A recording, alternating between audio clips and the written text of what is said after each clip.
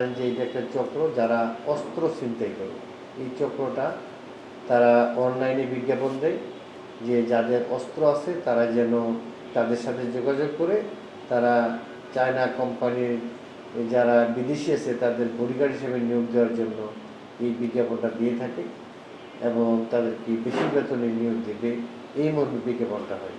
এই বিজ্ঞাপন পাওয়ার পরে দেশের বিভিন্ন জায়গা থেকে যারা লাইসেন্সধারী লোক, যাদের অস্ত্র আছে এবং যারা সিকিউরিটি বা বডিগার্ড হতে আগ্রহী, তারা তখন যোগাযোগ করে এই ধরনের 4 জন লোককে আমাদের এর মধ্যে 3টি হলো রূপগঞ্জ থানার, একটা হলো ক্যান্টনমেন্ট থানায়।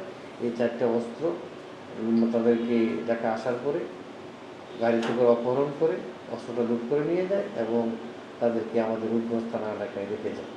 তাদেরকে জিজ্ঞাসাবাদে তারা বলেছে যে তারা পূর্বে ওই ধরনের কাজ করেছে এবং বিভিন্ন এই জলদস্যুদের কাছে, বিশেষ করে সুন্দরবনের জলদস্যুদের কাছে তারা অস্ত্র বিক্রি করেছে।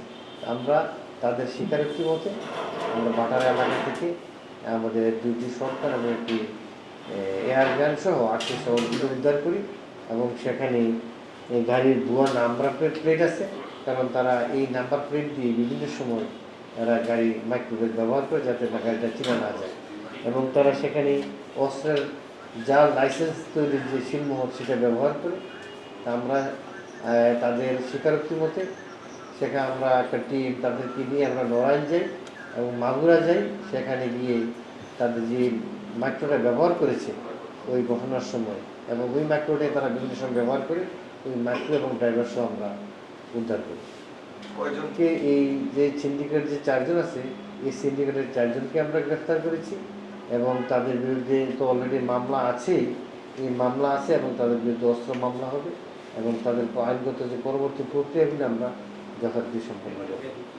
রিমান্ড তো অবশ্যই আসবে, তারা তাদের সাথে আরও কারা কারা আছে কিনা সেটা জানার জন্য আমরা রিমান্ড করতে আহ্বান করি। আমি বিডিআরে জামালপুর থেকে অস্ত্রটা দরখাস্ত করে ডিসি অফিস বাগেরহাট বরাবর অস্ত্রটা দিয়েছিলাম, কিন্তু দুর্ভাগ্য আমার ওরা 4 তারিখ এই মাসে ফোন করছে কী মারফতে জানি না, যে আপনি ঢাকায় আসেন, আপনাকে একটা সাইন আপ লোক আসবে, আপনার একটা প্রোটোকল দেওয়া লাগবে, আপনি চলে আসেন। পরে আমি যে শুক্রবার আসার কথা ছিল ওই শুক্রবার আমি আসি নাই, পরে শুক্রবারে আসছি। বলছে আপনি নতুন বাজারে যে অপোজিটে বাড়িধারার ওই যে ময়লা যে জায়গায় ফেলে, সে ময়লা ফেলানোর ওই জায়গায় আমাকে বলছে আপনি ওই জায়গায় একটু দাঁড়ান, আমরা গাড়ি নিয়ে আসতেছি। ওরা গাড়ি নিয়ে আসছে, গাড়ি নিয়ে আসার পরে একটা সেই মাইক্রো এই যে সাথেই আছে আমার গাড়িতে উঠেছে, পিছনে একটা ছেলে, ডাইন পাশে একটা, বাম পাশে একজন, ড্রাইভার একজন, ড্রাইভারের পাশে একজন ছিল। এই লোক আমার 100 কোটির মাথায় নিয়ে যেয়ে বলে যে তোর সব ইতিহাস জানি, তো তারপরে মরিচের গুঁড়োটা দিয়ে অস্ত্র নিয়ে গাড়ি নিয়ে চলে যায়।